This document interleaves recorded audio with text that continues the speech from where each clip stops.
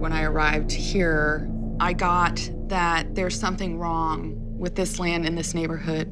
Then, when I got inside, I see the word murder. And I saw 2 men and a woman. And then I heard the blast of a shotgun. And I got something wrong with my head and my eyes. And I got that it was part of some kind of domestic dispute. And it seemed like recent, like 1980s. This is a small town, and the only documented murder within that time frame you're talking about happened actually right next door in 1973. Now, from the 1890s all the way through the 1970s, there was a cult that owned 500 acres right next door to your property, called the Esoteric Fraternity. By the 1970s, there was only 4 members left. Now, one of them was a 79-year-old Russian immigrant named Matthew Bozic. August 2nd, 1973, he's working on his vegetable garden. All of a sudden, 4 shots rang out. 3 hit him in the back, 1 caught him in the back of the head. The guy was hit execution style from what I can tell. I think it was one of the other 3 cult members. Yeah, seemed like they knew each other. For sure, they knew each other. Cops interviewed them, but nothing came of it. Case is still open to this day. When I went into the bedroom upstairs, and it's the one with just the 1 bed in it, I got that the individual in there was a sensitive, and that the dead were trying desperately to communicate to that person. Then I walked in the kitchen, and then I saw this person preparing dinner. There were pots and pans clanging or moving. And then I realized that this person had created a PK entity. This one is very advanced and unusual because not only is it moving objects, it's also attacking the person who created it. I got that this person has an enormous amount of guilt and that a lot of things that would be happening would be more projected onto herself. I'm just really surprised, I have to admit. You know, I always thought that Heidi was more of a sensitive. I would never have guessed that you would be talking about me. She's felt very guilty about a lot, and I've told her she needs to let it go. She's holding a lot in. I was really there when my mom passed away. That was probably the biggest guilt. Typically, people with that ability are the people who take on everything, take care of everybody else, repress, repress, repress. You just described me. That's her. And then bam. That's her, Oh, yeah. to a T. Amy says you turned this PK thing against yourself. I want to go through some of the things you've been experiencing, like the time you were grabbed in bed. I was just ready to fall asleep, and I just rolled over in bed and felt a hand wrap around my ankle and just jerk me. But you were also pinned.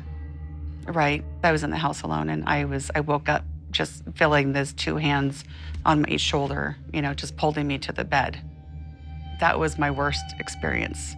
Now, is that the PK doing that to her? I think so, yeah. So it sounds like you're haunting yourself. It does sound like that, doesn't it?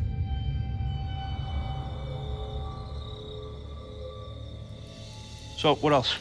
So during my walk, I saw these 2 beings, and to me, they looked like gargoyles. They're extremely bad. They're not just in the house. They definitely go around the neighborhood. They're attracted to negativity. That's what they thrive and feed on. One of their favorite areas is in this house, and it's in the larger back bedroom. I think it has 3 beds in it. All right, so that's where Heidi, Sasha, and Ciara sleep. Okay, they love it in there, love it. Their motivation is to pit the living against one another. That's what they do. And that's what's been happening. Yeah. Yeah. Okay. Yeah. We argue for no reason. We'll get in fights over the simplest thing. And that's not us. We're a very tight, close family. And also with Sasha's breakdown. Sasha, do me a favor and tell Amy, if you can, about your depression, what you're going through. I had a mental breakdown last year. I feel like I'm losing my mind. I can't function outside. I feel like something's holding me here. Was there a trigger? My entire childhood, I was abused. I've been holding that in my entire life. I never talked about it. I never cried about it. I held it in and I tried my hardest to ignore it. And I feel like this house is just holding me back from healing. Now, Amy, there is a history of people turning against each other on this property. One of the original owners of your property was a guy named Jefferson Wilcoxon. This guy was pretty well off, and he owned this property back in the 1880s. By all accounts, he was a great guy when he moved here. But the day he set foot on this land, all that changed. He convinced a young niece of his named Amanda to move in and take care of him. I do have a picture of Amanda.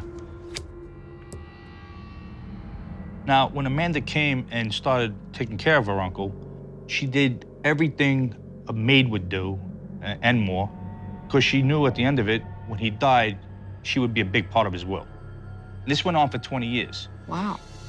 Well, the old man finally keels over and drops dead, right? She got nothing.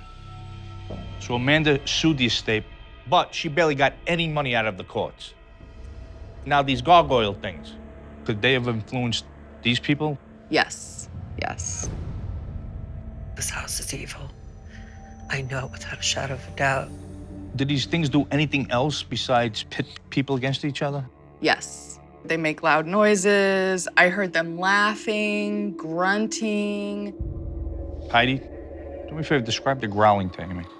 It's a weird growling, like this low growl, and then it almost turns human at the end.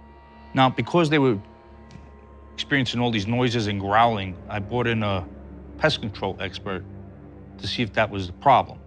The only thing they found were very small mice droppings, but nothing that would cause these kind of noises. The other thing I saw them was jumping up and down on the beds, especially in the room where the 3 beds are. They love that. At very least once a week, my bed gets shoved so hard that I am awoken at night.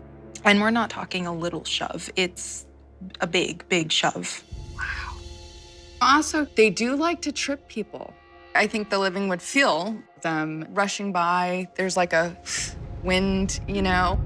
That must be the things that are rushing me and trying to go right through me and trying to scare me. And it works. I'm scared. It's very horrible. It's mean. Yeah, they are mean. Heidi, do me a favor, talk about getting shoved down the stairs. I had to go to work one morning. I walk out the patio door and I get hit from behind and I fall down 3 steps onto the concrete. Would that be these things also? Oh, yeah.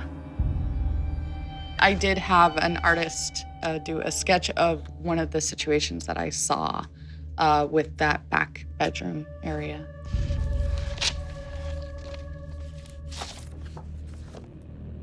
Oh, you're not gonna wanna see this.